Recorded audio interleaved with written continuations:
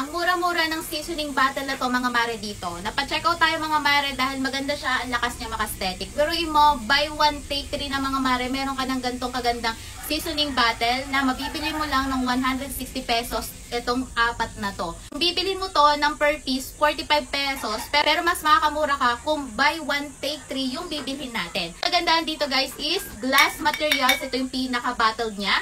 Plastic to mga mare, kaya hindi basta-basta mga ngalawang. Flip top na siya mga mare. O, diba? O, see?